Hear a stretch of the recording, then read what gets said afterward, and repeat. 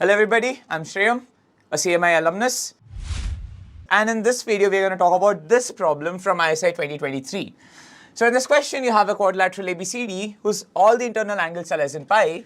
You draw squares on each of the sides as shown in the figure below, and you create these triangles, and the areas of these triangles are delta 1, delta 2, delta 3 and delta 4, and you have to prove that delta 1 minus delta 2 plus delta 3 minus delta 4 is equal to 0.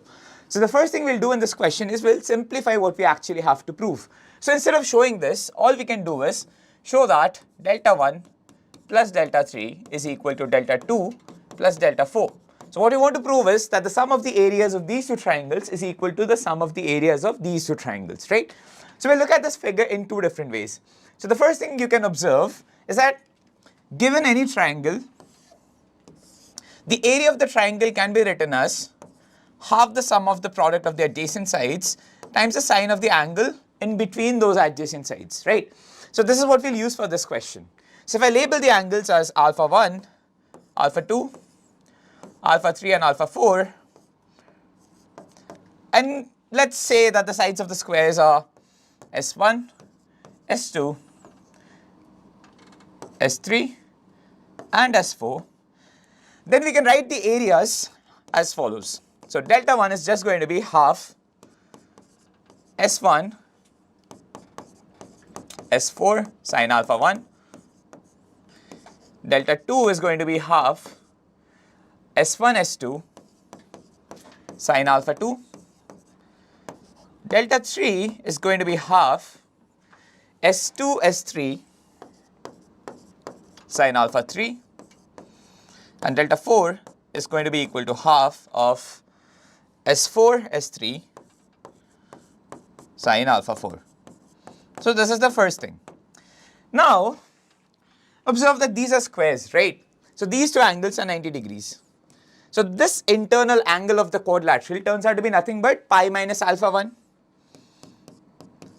Similarly, angle B is just going to be pi minus alpha 2, angle C is going to be pi minus alpha 3, angle D is going to be pi minus alpha 4, right?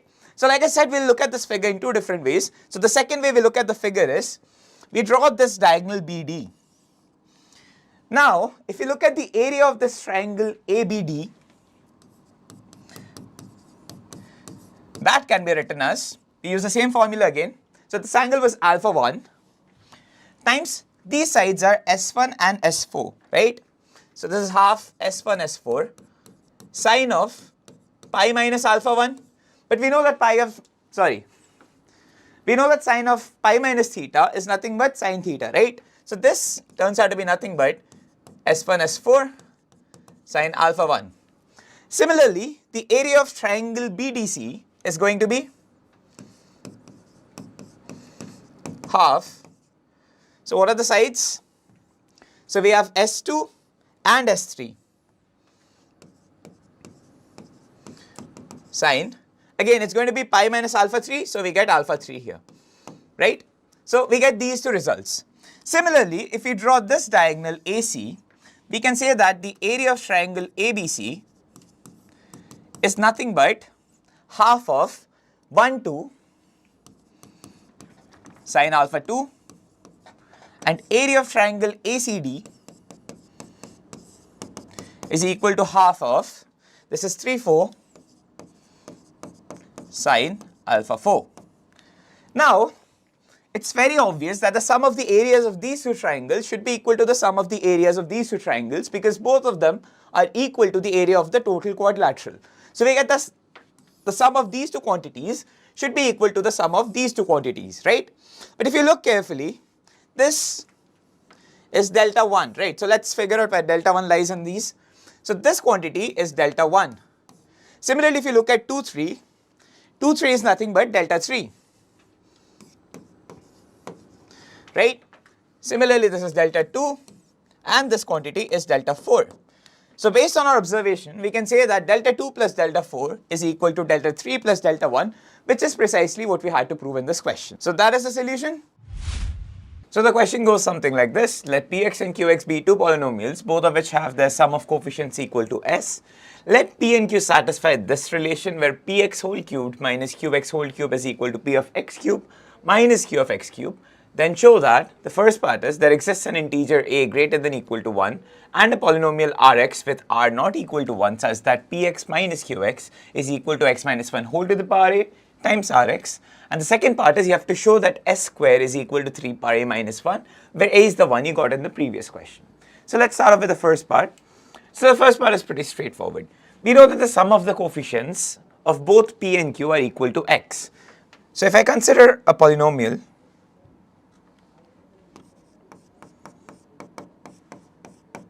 px minus qx, and if I look at h1, then h1 is just p1 minus q1.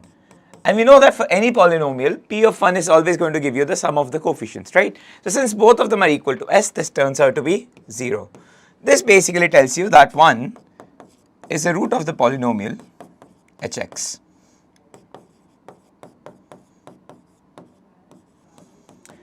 Now the thing is, we don't really know how many times 1 will occur as a root. It could be a multiple root, right? So that's why let's assume that this root 1 occurs with a multiplicity of a. Then we can take all the factors of x minus 1 outside and we can write that hx, which is nothing but px minus qx, is equal to x minus 1 whole to the power a times rx, where rx is the rest of the left out polynomial, right? So this solves the first part of the question. Now let's look at the second part of the question. So the second part of the question is show that s square is equal to 3 power a minus 1. So over here, we already have a relation between p and q. So let's try using that. So we have p of x whole cubed minus q of x whole cubed is equal to p of x cube minus q of x cube, right? And now what we can do is we can simplify this, right? We can simplify the left hand side by taking px minus qx common, and what we'll be left with is going to be p square x plus q square x plus px qx, right? And on the right hand side, we already know what the value of px minus qx is, right? So if we replace the x in that with x cube, we'll get the value of the right hand side. So the right hand side is going to be nothing but x cube minus 1 whole to the power a times r of x cube. Now this px minus qx can again be simplified as x minus 1 whole to the power a times p square x, sorry, there will be an rx as well, times p square x plus q square x plus px qx. And on the right hand side, if we again break this down as x cube minus 1 cube, we'll get a x minus 1 whole to the power a times x square plus x plus 1 whole to the power a times r of x cube. Now, since these are polynomials on both sides, if these are equal, we can always cancel out this factor of x minus 1 from both sides. So cancelling that out, and after this we can put x equal to 1 in this, right? Because we know that r1 is non-zero, right? So we can put 1 in this equation and we'll get r1 times p1 square is just s square, q square is also s square, p1 q1 is also s times s, which is s square.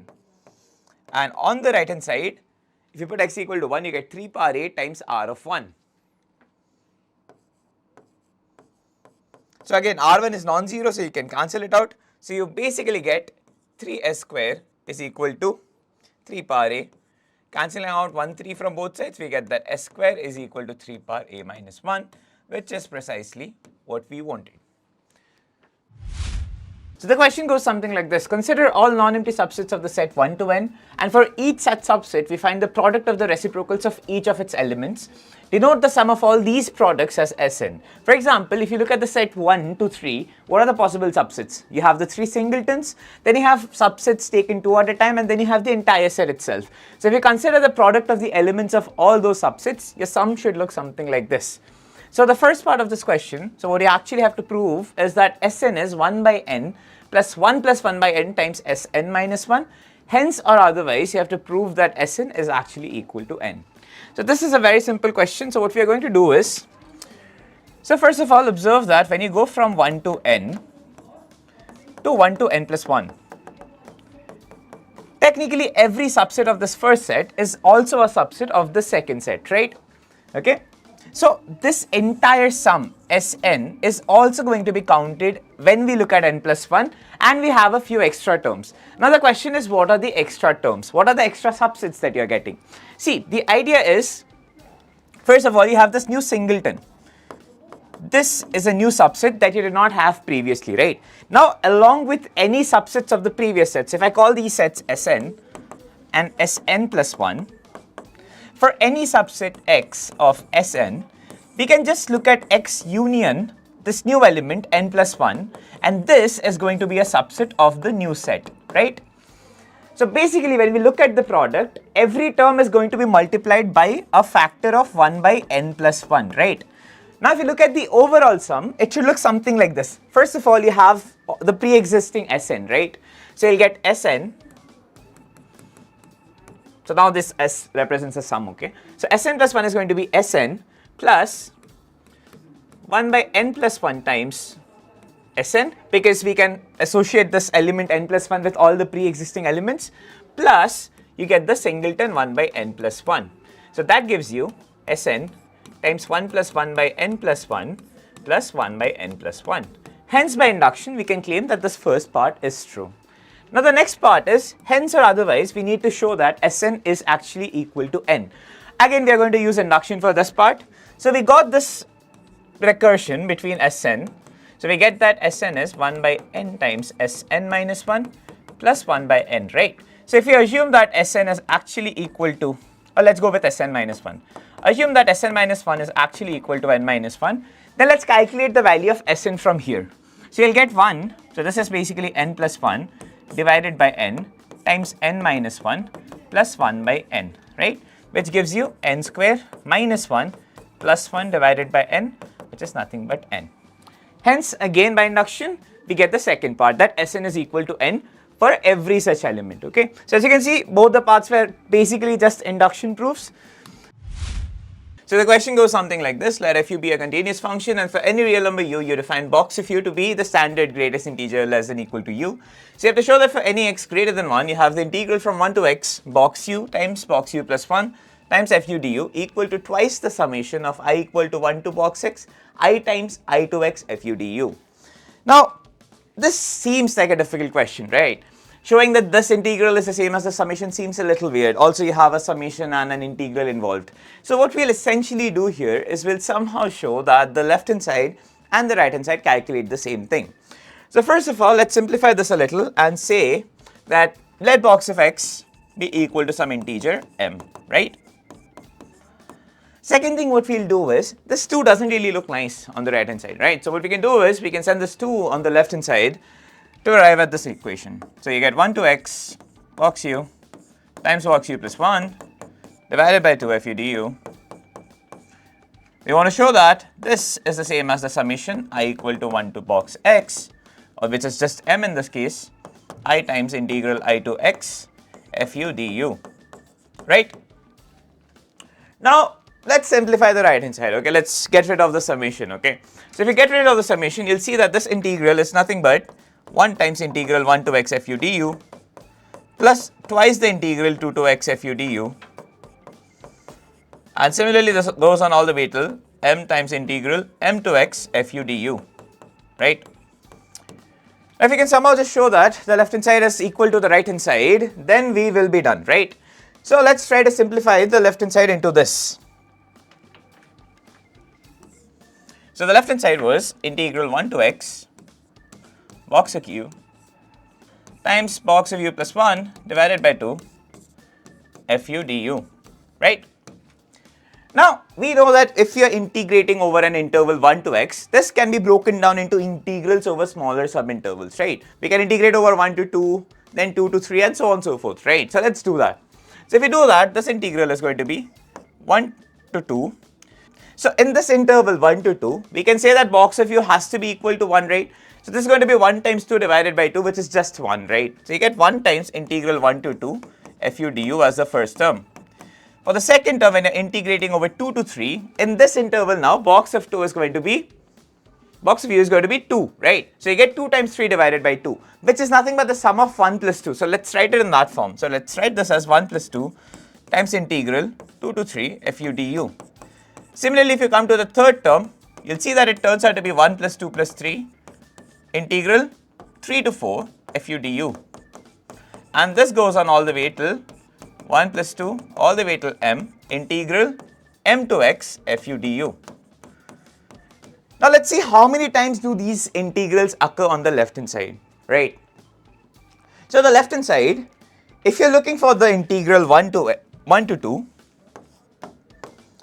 fu du, there's only one place where the sub-integral can occur, right? It can only occur when you look at the first integral, right? If you break this down, you'll get 1 to 2 plus 2 to 3 and so on and so forth. But from the rest of the integrals, you don't have this interval 1 to 2, right? So this integral occurs exactly once in this entire right hand side, right? Which is precisely what we wanted. So this term matches out. Now coming to the second term, we are looking for the integral 2 to 3 fu du. Let's see how many times does that occur. So you'll get 2 to 3 integral from the first term, right, when you break this down.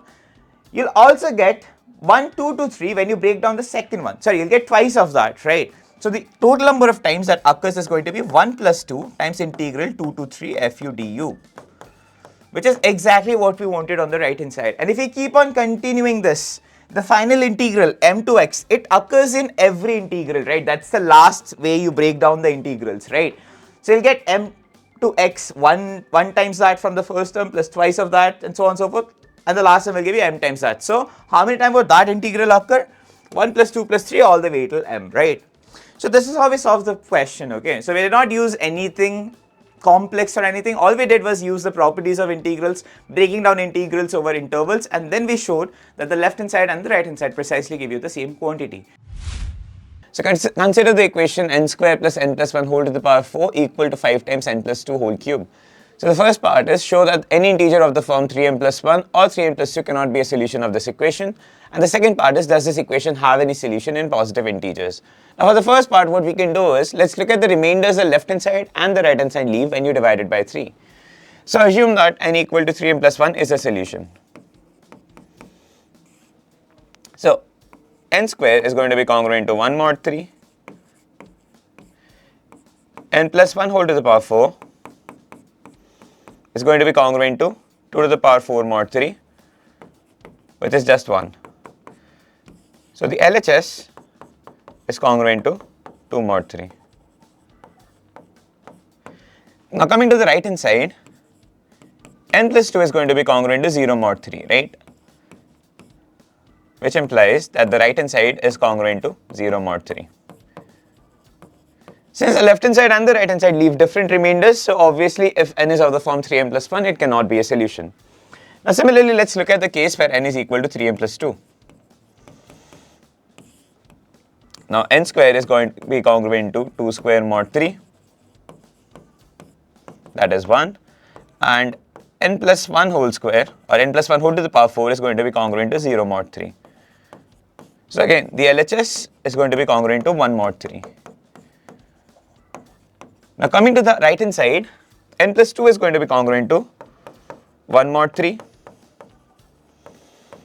which implies that the right hand side is congruent to 5, which is congruent to 2 mod 3.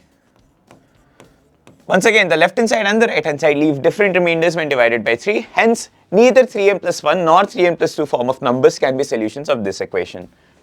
Now coming to the second part is, does this equation have any solutions in positive integers? For this, what we can do is, let's rewrite this equation slightly. So you have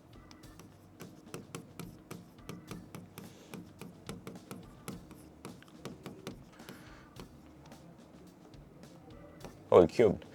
So let a be equal to n plus 1.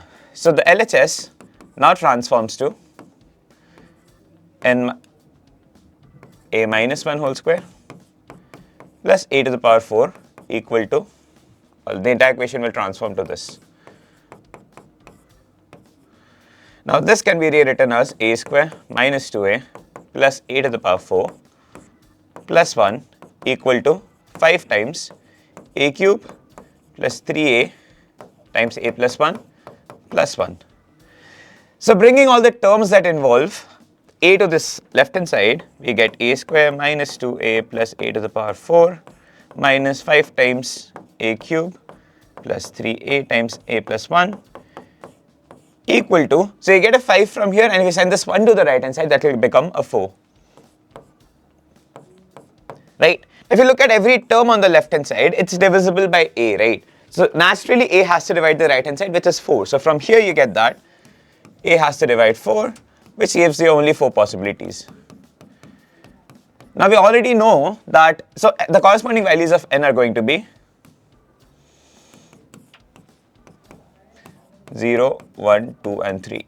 Now we know that only numbers of the form 3m can be solutions of these equations, right? Because 3m plus 1 and 3m plus 2 cannot be solutions. So that reduces your number of possibilities. So 1 and 2 obviously cannot be solutions, so you only have to check for 0 and 3.